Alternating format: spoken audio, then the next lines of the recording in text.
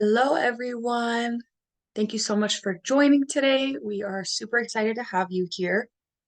It just hit 1 o'clock, so I think we shall go ahead and get started.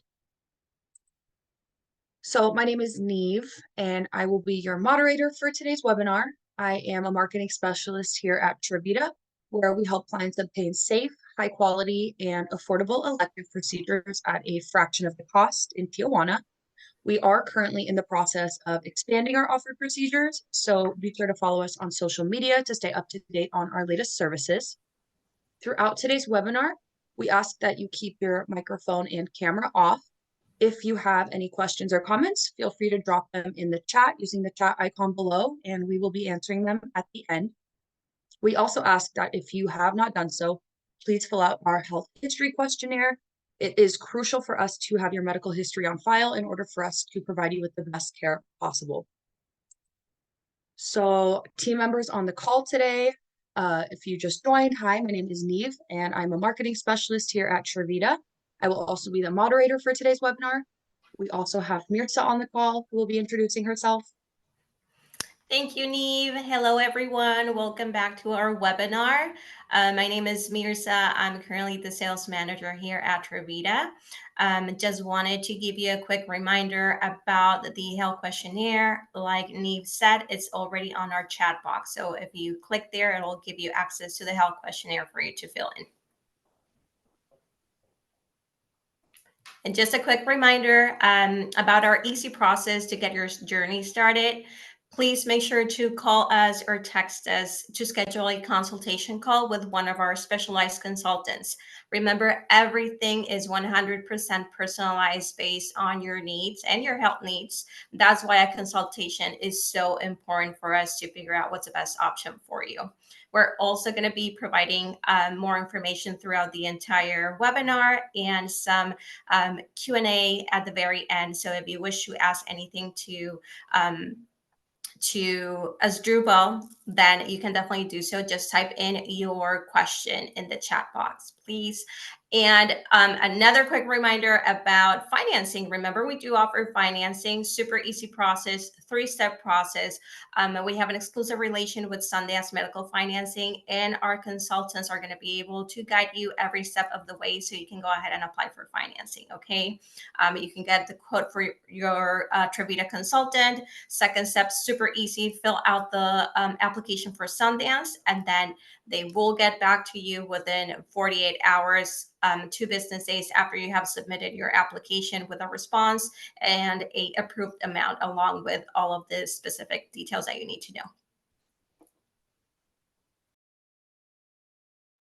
Thank you so much, Mirza. And without a further ado, I would like to welcome you guys again to the bariatric webinar we are hosting today. We are super excited to have you here, and I will now pass things along to our bariatric dietitian. Hello, good afternoon. Thanks for having me here. And I'm glad to hopefully meet each one of you in person at a certain time.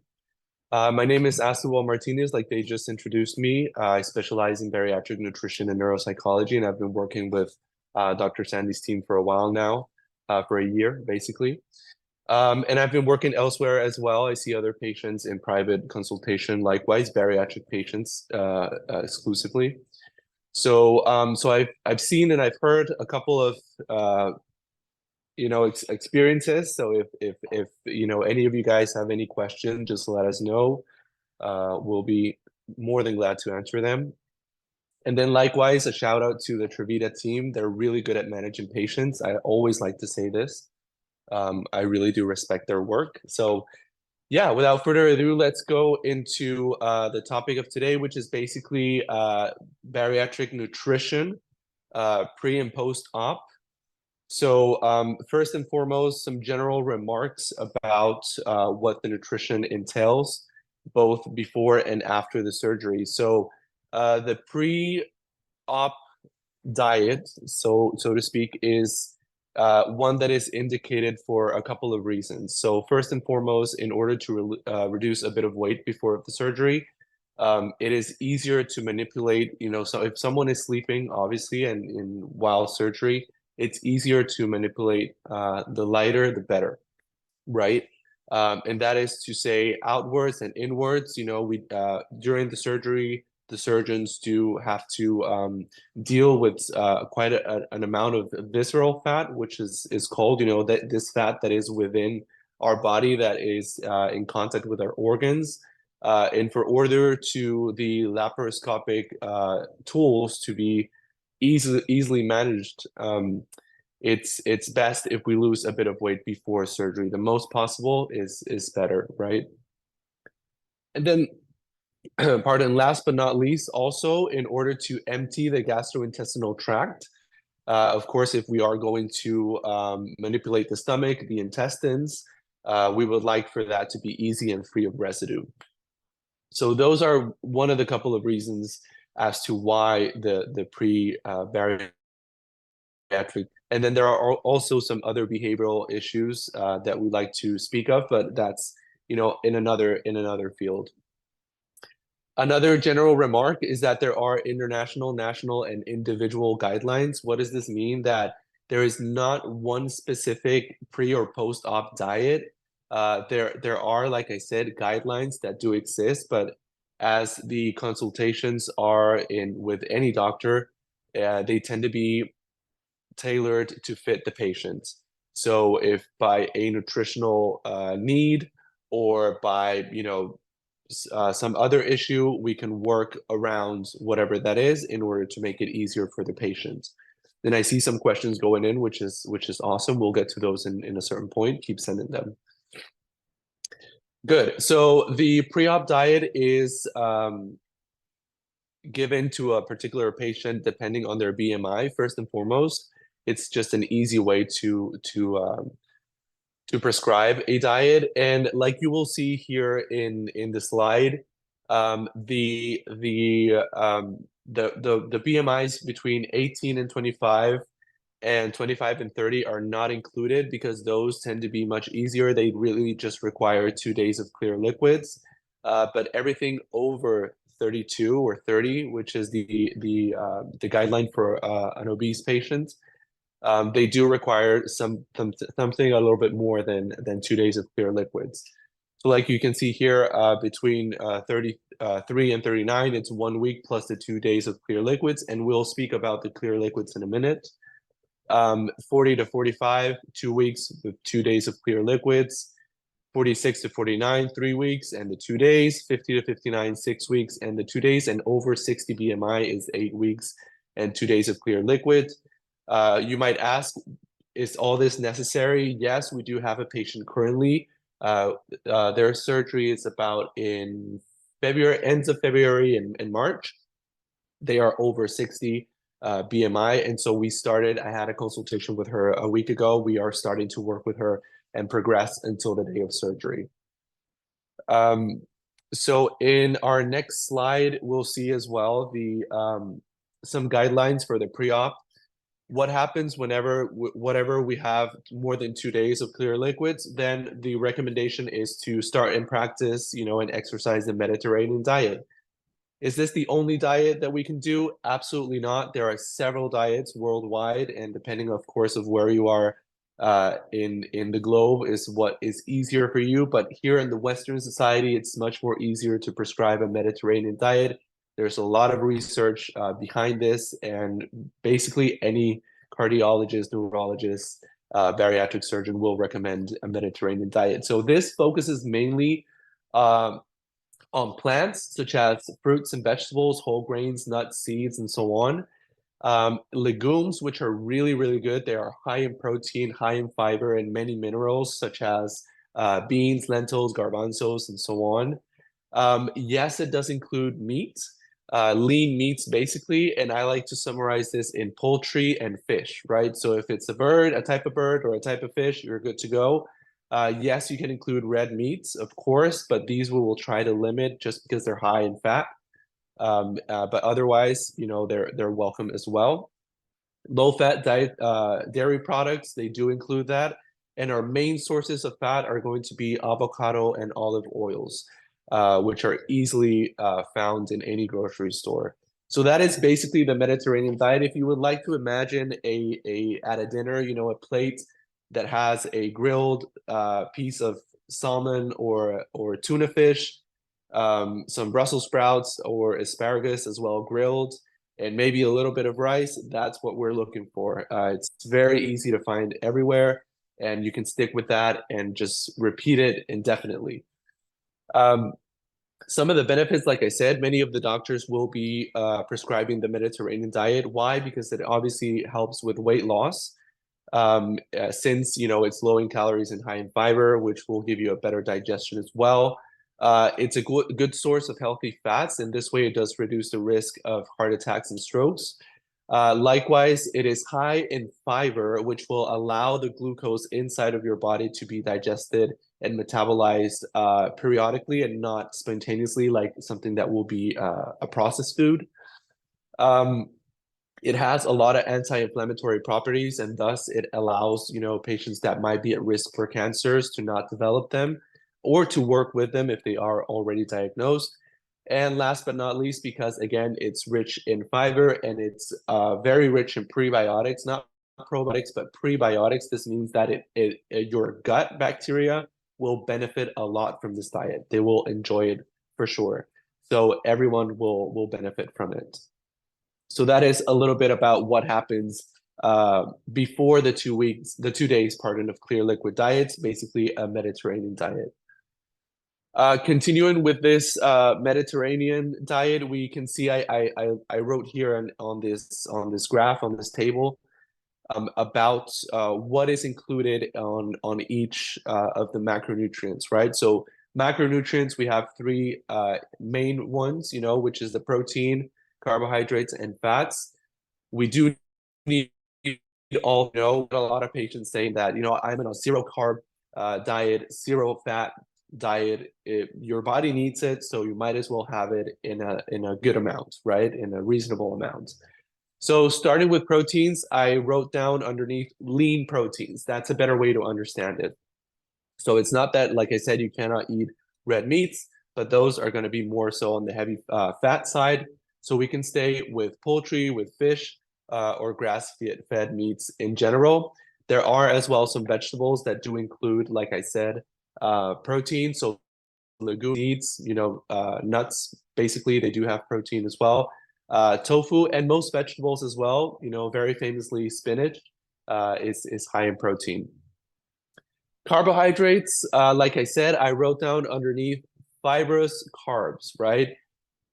We will not get away from carbs. They're everywhere, and that's what we like. We enjoy them. They give us energy. They give us sugar. We do like carbs. What we don't like is processed carbs or refined carbs, and we'll get that into that in a minute. So why fibrous carbs? So basically all vegetables. And I just wrote down some examples. It doesn't mean that it's limited to that. Broccoli, cabbage, asparagus, spinach, carrots, and so on. All vegetables have carbs. And actually within diets, whenever patients say that they're still hungry, that they want to eat more, just get more vegetables or just get more lean meats, you know, in fish or chicken or anything. Or vegetable wise, you can increase the amount and will not give you too much energy, too much calories, but it will give you a good amount of carbs and protein as well. Fats, like I said, it's not about avoiding fats, but maybe avoiding saturated fats, processed fats. We want to stick to the healthy fats. So like I said a moment ago, olives and olive oil, avocado and avocado oil, butters, you know, just be mindful of the quality and the amount of salt included in that butter. Nuts as well is something that we will keep repeating because they're very good in several ways. They have a very good amount of healthy fats and also a very good amount of protein and carbs. Whole eggs, you know, eggs have protein. The egg white is basically what has more protein, and the egg yolk has more fat. So we can, you know, just have both. And flax and chia seeds also have a good amount of fat. What to avoid? It doesn't mean that we cannot eat them at any point. It means that we have to be mindful each time that we have it. So for instance, rice and pasta. Why? I like to tell the patients, if we were to do a lot of exercise, if we were athletes, go ahead, have oats, have rice, have pasta. You're going to use it. Actually, swimmers, we tend to, and we'll see this in a minute, we tend to emphasize protein. Let's say 60%, 70% of your daily intake should be protein, and the rest carbs and fats. Swimmers do the opposite. They do 60, 70% of carbs, and they use a lot of rice. They use a lot of pasta because they use it all while they're swimming. Meanwhile, if we want to keep ourselves losing weight and we're not doing that much exercise, we should avoid rice, pasta, oats, pastries, sugary drinks, potatoes, sweet potatoes, and so on. Those tend to have a lot of carbs. We're not afraid of them, but if we're not going to use them in exercise, we might as well avoid them. Good. So continuing, it's time to get ready for the diet. So if we were to schedule your surgery for within 2 weeks, starting from today, we should prepare ourselves with a couple of modifications, right? So first and foremost, discontinuing all carbonated beverages. These will inflammate and they will leave gas within the gastrointestinal tract, which we want to get rid of course, to have a successful surgery. Caffeine. So caffeine is a tricky one. A lot of patients do say like, oh, I heard that with another surgeon, they were drinking coffee, they were drinking caffeine. Here, we would like to avoid it. Why? Because it irritates the stomach, the esophagus. It's very irritant. And second, caffeine stimulates, it's a diuretic. It will make you go to the restroom. And if we want to remain hydrated, like we will say we'll go into detail in a couple of minutes, let's just try to avoid caffeine altogether. Discontinue vitamins, supplements, unless otherwise approved. In this sense, you can speak with me, the nutritionist, or you can speak with a medical doctor and see which ones you can avoid taking and which ones you can't, and you have to eliminate. Start practicing avoiding liquids 30 minutes before and 30 minutes after each meal. Is this a rule that will stick with you for the rest of your life? No. But at the beginning, we want to prioritize nutrition. And so whenever you fill yourself up with water, there's not much more room for food. And once you filled yourself up with food, there's not much more room to drink anything else. So you might, return some of the food. You might feel too bloated. So that's why we would rather wait 30 minutes before and after before having any liquid. And last but not least, discontinue birth control and supplemental hormones. Unless it's a IUD or an implant, those can stay. But either way, we should speak as well with a medical doctor and see what has to go and what can stay. So 7 days prior to surgery, this is 1 week before, there are the same medical or the same nutritional indications that I just mentioned. This will continue actually even after surgery. We will at this point as well discontinue any anticoagulants, anti-inflammatory or blood thinner medications. These have to go unless otherwise indicated by a medical doctor. Basically, any over-the-counter for pain, for headaches, and so on, these have to go for a while. It will allow the surgery to be performed adequately. And at this point, we can start preparing ourselves for the clear liquid diet, which will come 2 days prior to the date of surgery. It's very easy, very straightforward, but it's important to know all the details. So going into the 2 days prior to surgery, it's a clear liquid diet. What is a clear liquid diet? As the name says it explicitly, is any liquid that you can basically see through it. It's clear. It's almost transparent. Doesn't mean that it cannot have any color. It means that it doesn't have any solid residue. Nothing that you have to chew on, for example. So what does it include? It includes, as food, it will include broth and sugar-free jello. That's going to be basically our meat for the couple of days, and after surgery, go into that in a minute. And beverages. This is where the interesting part comes, because it's more wide, it's more diverse. Of course, you have your water or ice chips. That's a very popular one as well within patients. Chewing on ice. Caffeine-free herbal teas. Be creative and expand. I know that you know the chamomile tea, the lime or lemon tea, but actually feel free to explore much more options than that. Electrolytes, that's a really interesting topic as well. By the way, a lot of patients try to buy the sugar-free electrolytes. The ones that do have sugar tend to have more electrolytes than the one that don't.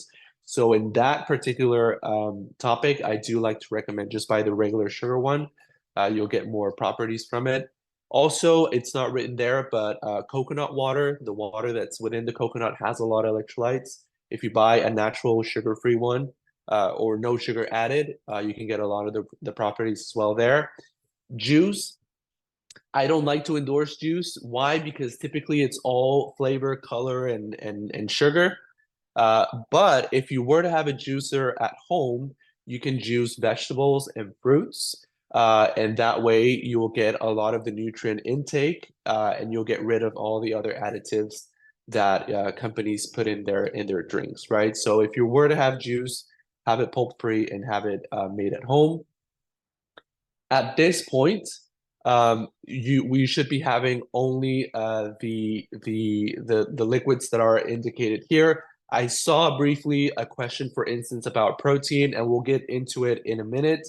But no, in these 2 days, there is not protein supplements. And you know, there's a little bit of a trick there because there are clear liquid proteins, but that's a whole other issue. But meanwhile, let's leave it at no, there are no protein supplements here. Now we go to the day of the surgery, which is also in this slide. Basically, it's a fasting. No food, no liquid, anything on these days, 12 hours prior to surgery. So if you were to have your surgery at 8 a.m., so starting from 8 p.m. the day before, do not have anything added to it. Good. So now at this point, let's say you just had your surgery, you woke up in your room, everything is fine. What happens next?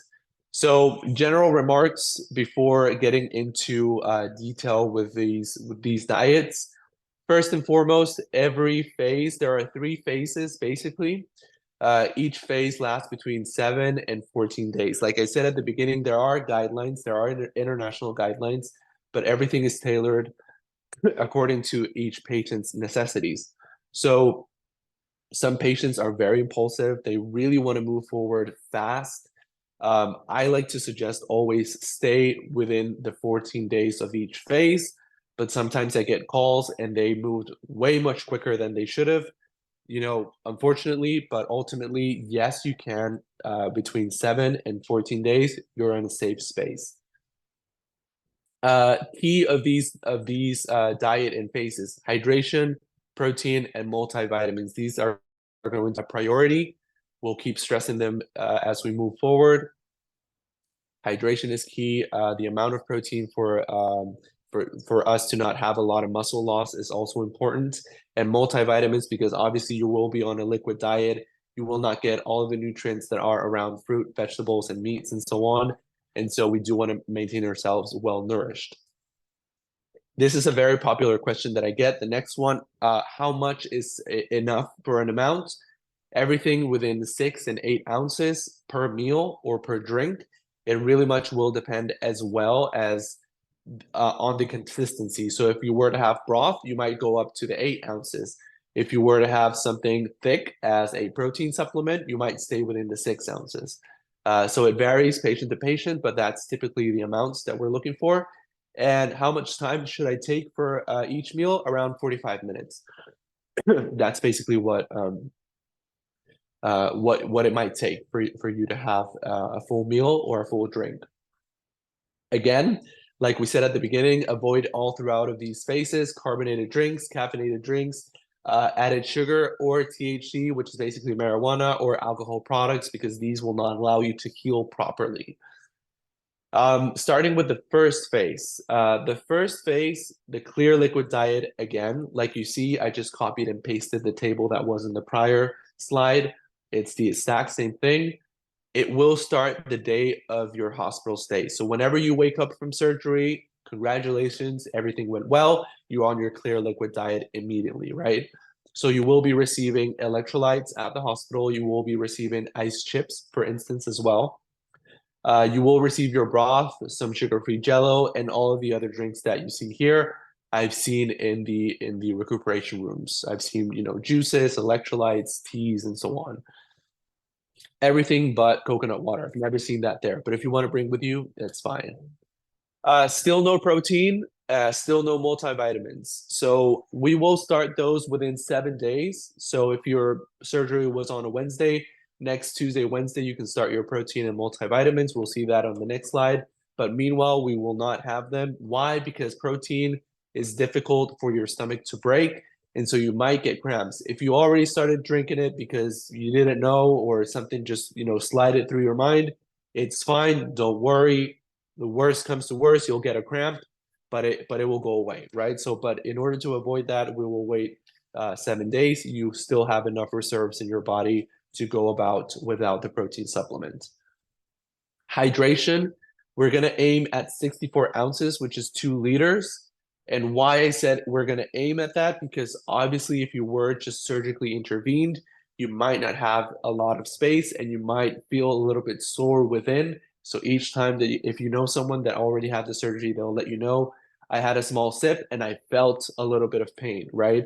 It's just because you had a recent surgery. It's understandable if you cannot drink 2 liters. It's fine, but do make it a priority because there is a lot of dehydration afterwards if you just let it go by, right? Good. I added on the next slide an example of basically what a meal plan or a day could look like. So this is a very interesting question, a very important question that I get as well. How many hours do I have to eat? About 2 or 3 hours. So this, I wrote it every 3 hours. If you need to add more or less, we can work with that as well. Like I said, it really much will depend on each patient. So starting at 8 a.m., you can have some broth, chicken or fish broth. Bone broth is also a very popular one recently. And if you still 6 ounces, 8 ounces will be fine. If you still feel a little bit hunger, you can have some sugar-free Jello. You'll be good to go. At 11 a.m., you can have a snack, but by this time, it's going to be more so of a hydration, station. You can have water, coconut water, homemade juice without the pulp yet, because we're on a clear liquid diet, and sugar-free Jello. Jello will also allow you to hydrate. It's very good for hydration. 3 hours more, 2 p.m., you'll have some more broth or some more Jello. 5 p.m., in 3 hours, you'll have some more hydration. And 8 p.m., you'll just have some more broth and sugar-free Jello. Broth does have a lot of nutrients. Do not underestimate broth. It's not just tea. It does absorb part of the nutrients from whatever meat you add there or vegetables or legumes. So do take it into consideration. But like you can see, it's very straightforward. It's very easy on these first couple of days, and you won't have much issue with it. Moving onwards to the second phase. Pardon, I'll just have a sip of my tea. I'm having ginger and cinnamon tea. It's really good for throat soreness. And it has a lot of anti-inflammatory properties as well. So that's why I say be creative with your teas. They can be really fun. Phase 2, full liquids. Full liquid diet means that we are still on a liquid phase, but it doesn't have to be transparent. It's thicker in nature. And we'll give some examples, or as you are already seeing them, some examples there. So what happens in this second phase? If we are in 7 days afterwards, we will start our protein now. How much protein? So protein should be around 60 to 90 grams. Generally speaking, the lighter or the higher the height of the patient will be more on the 90 grams. The lower the height will be more in the 60 grams. We'll work on each patient. And like I like to say, do not have much more than 90 or 100 grams of supplement protein a day because you will get constipated. Protein is difficult to break from your stomach and intestines. That's why it will allow you to feel more satisfied and fuller for a longer time. But since at this point you don't have much fiber, and fiber allows the intestinal tract to move around food, since you do not have a lot of that, you might feel constipated. And by the way, it's very common that patients say, you know what, I feel like I have to go to the restroom, but I don't have anything to evacuate. It's fine. It's normal. It's part of the process. Trust the process. But if you do have any issues, communicate them with us, and we'll solve them. What protein should you take? Basically any protein is fine. Any supplement that you can find readily at any grocery store. A lot of patients stick with the Premier protein. You know, there are also some other brands. I don't want to say too many brand names, but there are some elements that we have to be mindful of. So protein should be over 25 grams per serving, right? And under 5 grams of sugar per serving. There are some that are sugar-free, which is absolutely amazing. But also be mindful of this. I've had patients that come over and say, hey, this is excellent. I found a protein with 40, 70 grams of protein. That means I only have to take one a day. Right. But that means that in order for the protein to not taste bad, they added maybe 14, 20 grams of sugar per serving. So let's try to, it doesn't matter if you have to take 2 or 3 a day, but just as long as it has about 25 grams of protein and less than 5 grams of sugar, we're good to go. Multivitamins. So at this point, we will start with multivitamins. I tend to suggest for you to stick in the bariatric multivitamins. Why? Because they are already calibrated for the amounts of nutrients that you will need and the deficiencies that could evolve. What brands? There are many, many brands. I've had patients as well that come from other continents, and they have shown some brands that I've never seen, but they seem pretty legit and they're very complete.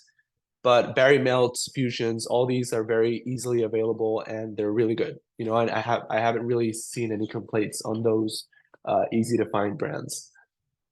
So good. With these remarks already made, and also remember everything prior to this: no carbonated drinks, no caffeine, hydration is key, all of these things. Now we can see what will include your diet. So related to food, now you will have much more availability. Of foods.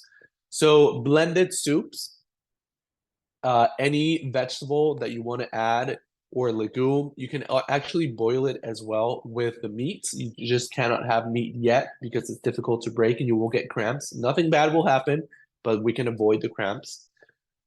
You will blend these. So tomato soups, for instance, as well, zucchini soups, beans, lentil soups, the very famous broccoli and cheddar soup that everyone can get at basically any diner, just without the cheddar, right? So that's the consistency that we're looking for. You boil the broccoli and chicken broth, for instance, and at the end you blend it, and that's the consistency that we're looking for. If you do not like it with water, you can have it with low fat or skim milk or vegetable milk as well. Almond milk tends to be the best. Protein shakes, like I said, so protein shakes are already in your meal plan. Feel free to experiment with these as well. Suggestion, outside of the guidelines, one suggestion, because I've seen it with many patients, they get really excited. They buy big boxes of one flavored protein shake, and because it's something that they have to take regularly, they get really tired. And by the end of a couple of weeks, they just want to throw everything out and buy a different flavor. So try to go slowly on these and see which one works for you best than others, instead of buying a big bulk that you might regret afterwards. At this point, you can pour in the protein in a blender and add half of a portion of fruit. So say 7 raspberries, half of a peach, or half of a banana or so on. You can blend it. It's still liquid. You can go ahead and do that. Fruit and vegetable smoothies, again, be very creative with these. Kale, spinach, pineapple, bananas, strawberries, anything that you might feel that is good for you, go ahead and blend it and have it. You can actually, if you have unflavored protein, you can also throw it in there, and that's your protein shake, basically your protein smoothie. Greek yogurt as well. Anything thicker than Greek yogurt would be something on the next phase. So, but anything more liquid than Greek yogurt, if that makes sense, will be available in this second phase. And sugar-free Jello, like we just mentioned, that's a safe one that you can keep having indefinitely. Beverages, they are typically the same: water, coconut water, caffeine-free herbal teas, electrolytes, pulp-free juice. Like I said, juice your own juices at home. And that way you will avoid all the extra ingredients that we want to stay away from.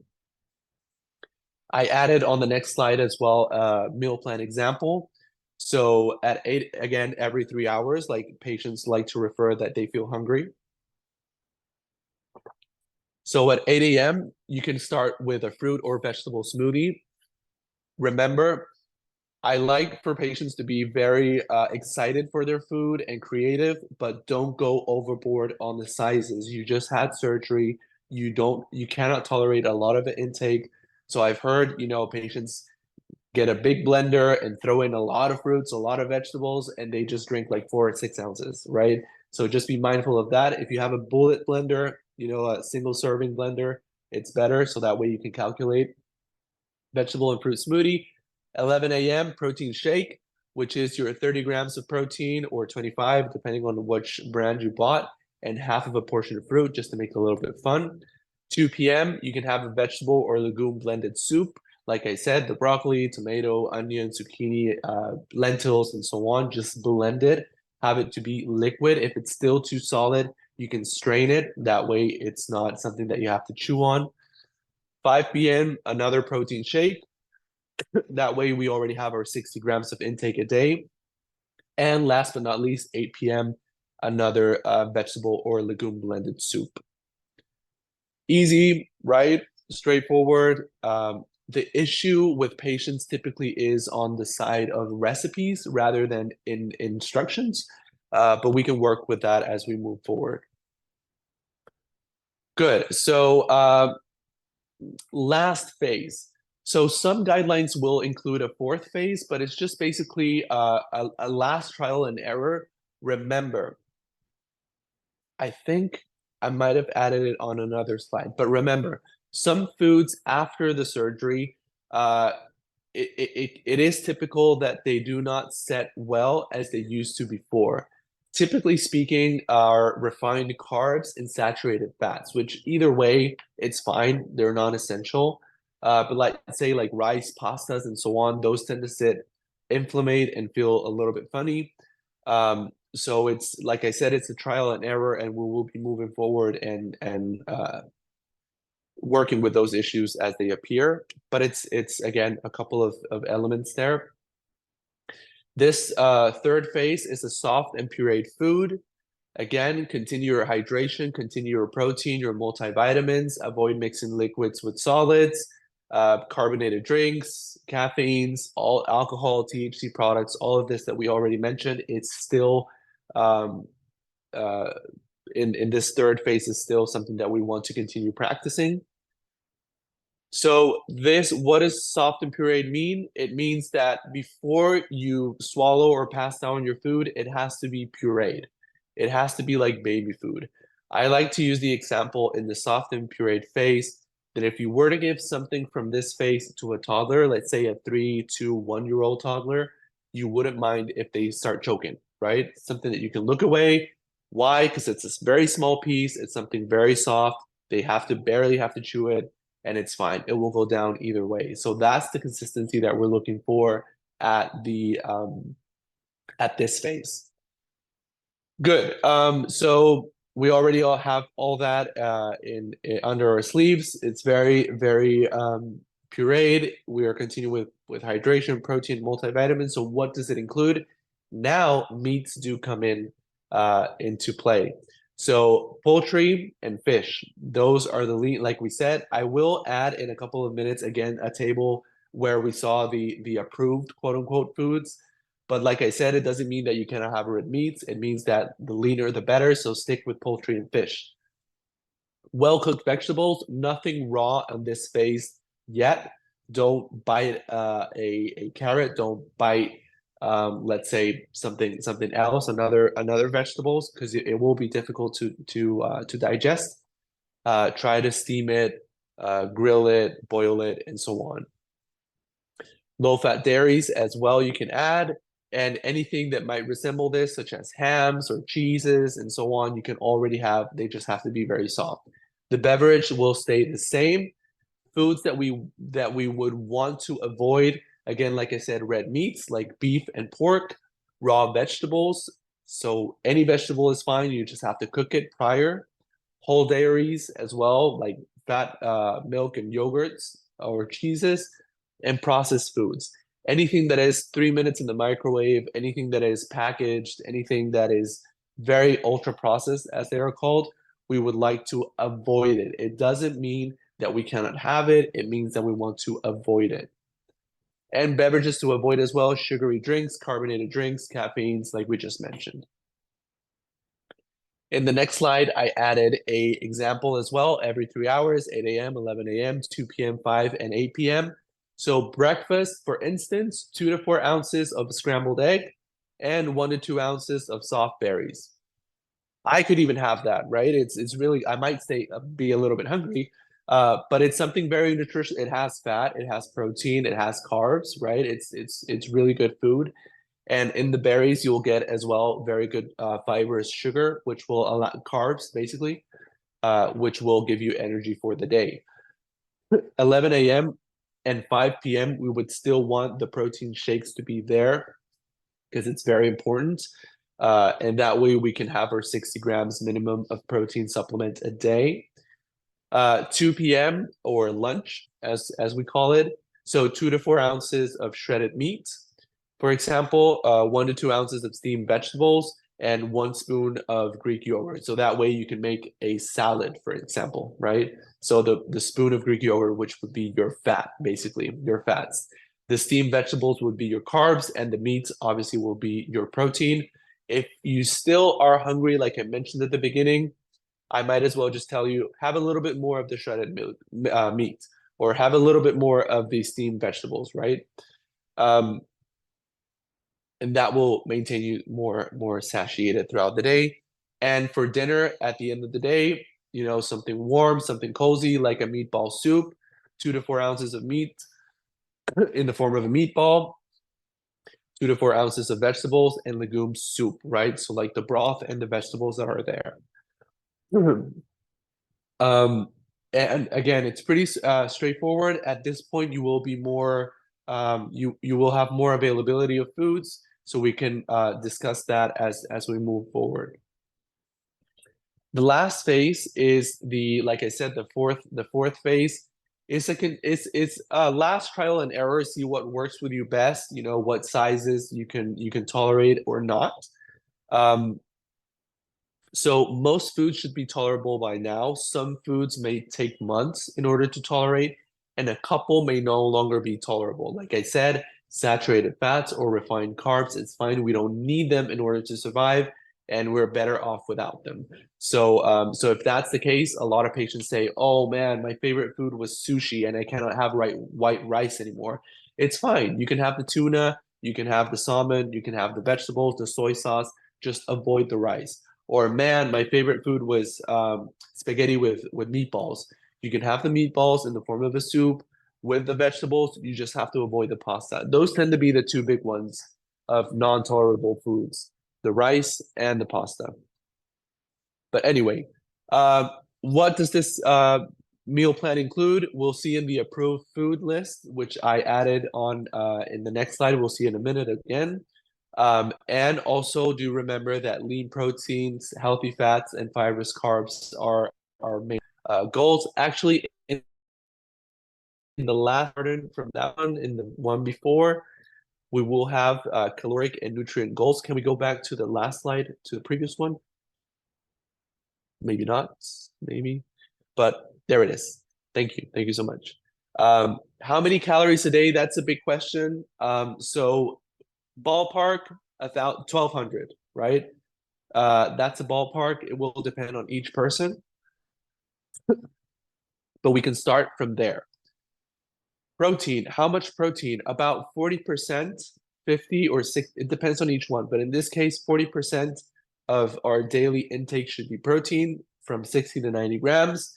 Carbs, about 40% as well. Again, fibrous carbs. It doesn't mean that we're going to go and buy cookies or white breads or pastries. Fibrous carbs, meaning fruits and vegetables. You can go very much with a wide intake of vegetables and you'll be fine. Fruits, on the other hand, because they do have a lot of carbs, we have to be mindful of, but it's fine. And fats, only about 20%, which we will find in the meats, we will find in the milks, in the yogurts, and so on. We don't have to worry about that. I did add now on the next slide, actually, a list of, where am I? Sorry, this is an example of the meal plan. Again, every 3 hours in the morning. Again, your hard-boiled eggs with soft pears, your protein shake afterwards as a snack. Afterwards, a cup of shredded chicken, for instance, or grilled chicken with vegetable stew or vegetables, grilled vegetables or steamed vegetables you'll find. Another protein shake, 30 grams of that. And last but not least, the example that I gave at the beginning, grilled salmon and vegetables. You can never go wrong with grilled salmon or grilled chicken or tuna and veggies. It's really, you have everything, fats, proteins, and carbs. And then again, I believe I added another slide, an extra slide, just for to emphasize. Oh yeah, it's okay.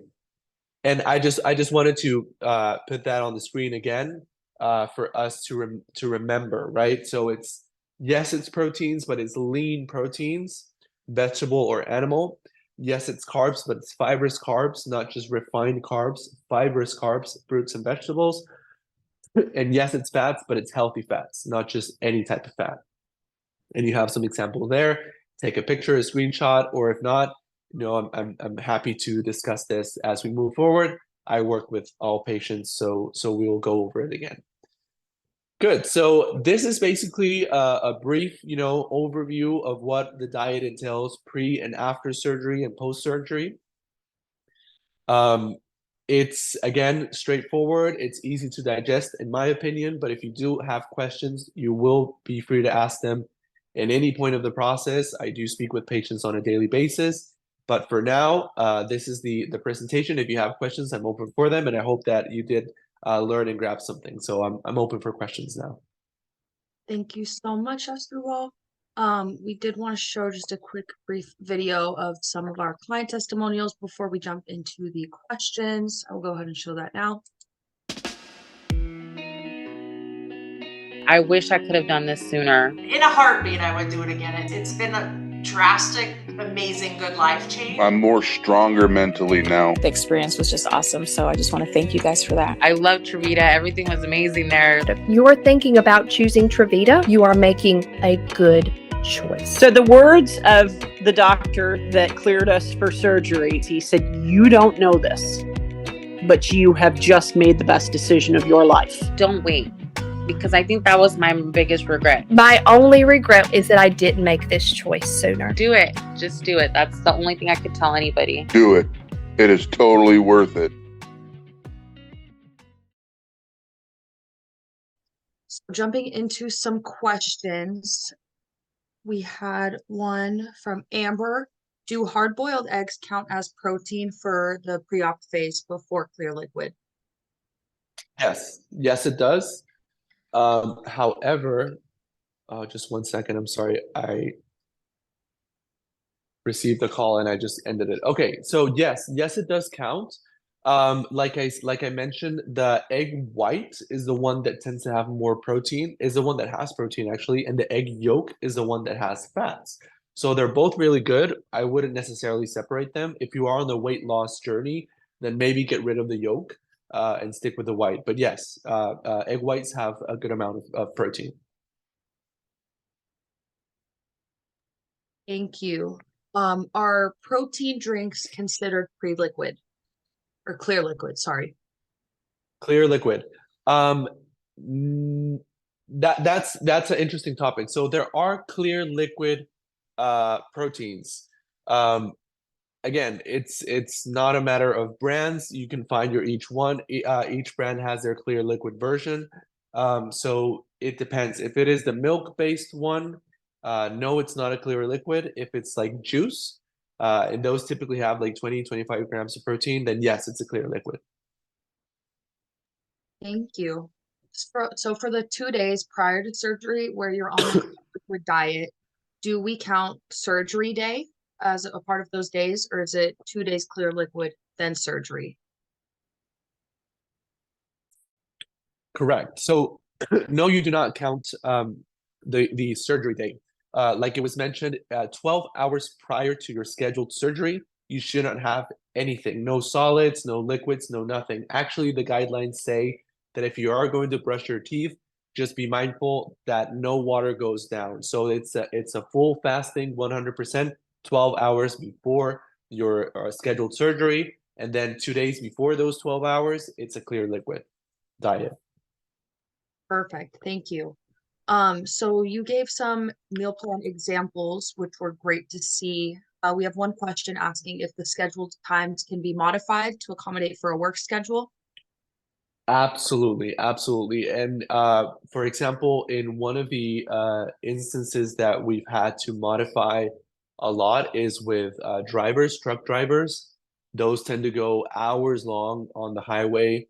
They don't have gas stations. They don't have anything but their small kitchen in the truck, or they have night shifts in some other jobs and so on. Yes, we can really work around any of these issues. That's the beauty of nutrition, right? It's very, very tailored to each necessity. Yes. Perfect. Thank you. We had one question asking what phase is almond milk okay in? When can you consume almond milk?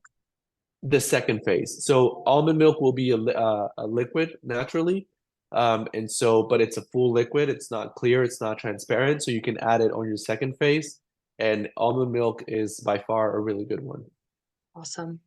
And then when you are on the clear liquid diet, would you recommend patients with a higher BMI to stay on that longer? Or do you still recommend following the phases strictly? Yeah, that's a really good question. No longer than 14 days. So when they're on the lower side of the BMI, it's fine. You can do 7 days and you'll be absolutely fine. Whenever they're on the higher side, I do stress out. It's up to each one of them, and I like to work with each patient as they want to be worked with. But I do stress, if we can do the 14 days, that would be much better for you. And then 14 days of full liquids, and then 14 days of soft and pureed. So a total of a month and a half. But yes, and then when they are on a higher BMI prior to the surgery, I like to add 2 extra days sometimes of full liquids. So it would be 12 hours prior to surgery, fasting, two days prior to that clear liquid, and then 2 days prior to that full liquids. So yes, it's on individual basis, but in short answer, yes, we can stay a little bit longer on the clear liquid phase to have better results. Perfect. Great to know. At what phase can you introduce whole strawberries back into your diet? And if you want to eat them before, would you recommend blending them, pureeing them? Yeah, so whole strawberries would be it's a little bit between the third and the fourth phase. If they're very ripe, if they're very soft, you can go ahead and chop them up into small pieces and chew them very well, puree them, and swallow them. So seeds tend to be difficult to break for the stomach. So even if you are on the fourth phase and you still feel a little bit of resentment with strawberries, I would wait a little bit longer. But if they are very ripe, very soft, you can try an experiment on the third phase. If not, you can wait until the fourth. Perfect. Thank you. And would you recommend eating corn too? Because I know a lot of clients love corn. Is there a phase you'd recommend introducing that back into the diet?